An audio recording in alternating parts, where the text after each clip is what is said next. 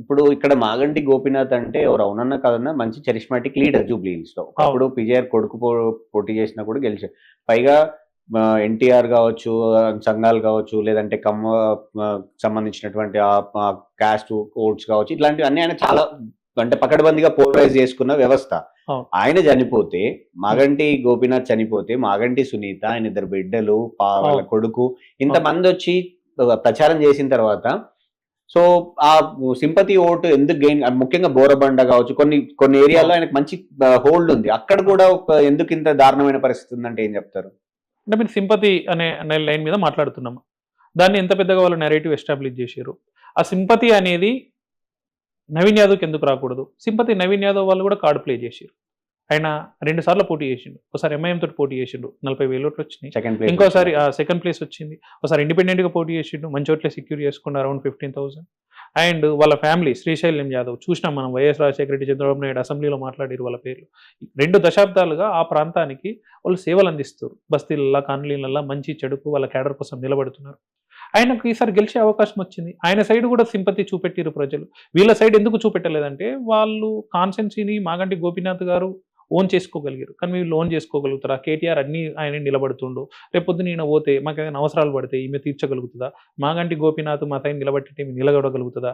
And ముఖ్యంగా Congress party ఏదైతే project చేసిందో వాళ్ళ ఫ్యామిలీ గొడవల్ని ఎంతవరకు మైనస్ అయింది అనుకోవచ్చు బీఆర్ఎస్ కి? రాజకీయాల్లో ఉన్న వాళ్ళు ఎవరు రౌడీలు గారు? ఇలా భారతదేశంలో చూస్తే అందరికంటే ఎక్కువ నాయకుల మీద ఉన్న కేసులు కౌంట్ చేస్తే సీఎం గారు 3rd ప్లేసో 2nd ప్లేసో ఉన్నారు. రేవంత్ రెడ్డి గారు ఖాళీ ఛార్జ్ షీట్ తెలియలేదు, వాళ్ళ మీద తెరిచారు, అంతే తేడా. రాజకీయాలు ఉన్న వాళ్ళ మీద ఎన్ని కేసులు ఎక్కువ ఉంటే అది వాళ్ళకి సర్టిఫికేషన్.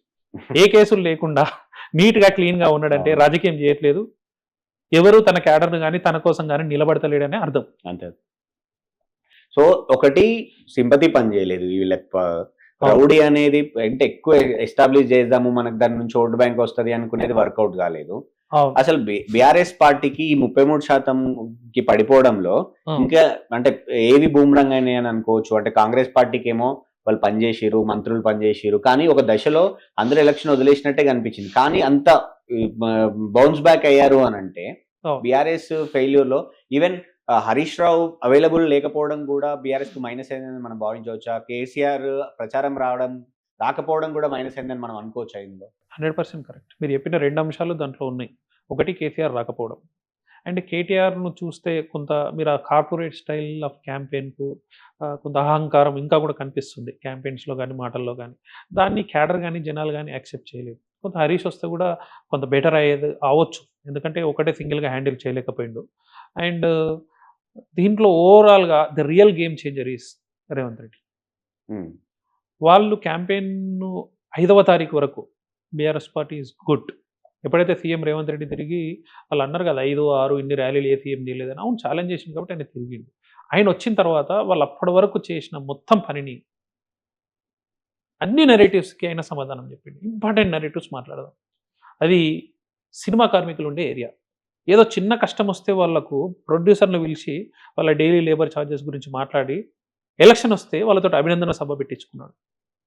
అండ్ అక్కడ ఉన్న ఇంకా ప్రధానమైన ఇష్యూస్ ఏవైతున్నాయో అన్నిటికీ ఈవెన్ టికెట్ రేట్ హైక్స్ లో కూడా 20% కార్మికులకు ఉండాలి అనేది ఒకటి అక్కడికక్కడ ఇచ్చిన హామీ. కాంగ్రెస్ పార్టీ ఇచ్చిన అన్ని హామీలు నెరవేర్చాలా లేదా సెకండరీ విషయం, కానీ దాన్ని అడ్రస్ చేసిన విధానం సీఎం గారు గ్రౌండ్లోకి వచ్చి చిన్న చిన్న లీడర్ల ఇంటికి, సీఎం రెడ్డి లాంటి లీడర్ ఇంటికి వెళ్ళడం, అండ్ ఇంకా చిన్న చిన్న లీడర్లను దగ్గరుండి మైనారిటీ వాళ్ళని ఇంటికి పిలిపించుకోవడం, కమ్మ సంఘం లీడర్లను ఇంటికి పిలిపించుకోవడం, అన్ని కుల సంఘాల వాళ్ళ మీటింగ్లకు మంత్రులు స్వయంగా వెళ్ళి వాళ్ళకు హామీలు ఇవ్వడం.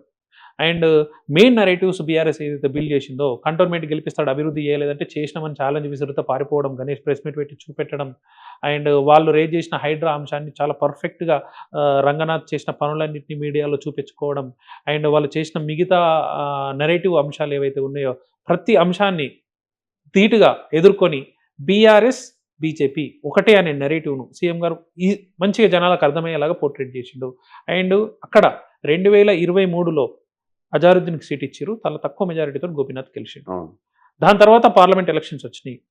ఖైరతాబాద్ ఎమ్మెల్యేను పార్టీలో జాయిన్ చేసుకుని దానం నాగేందర్కు సికింద్రాబాద్ ఎంపీ ఇస్తే జూబ్లీ హిల్స్లో మెజారిటీ వచ్చింది. ఎందుకు వచ్చింది?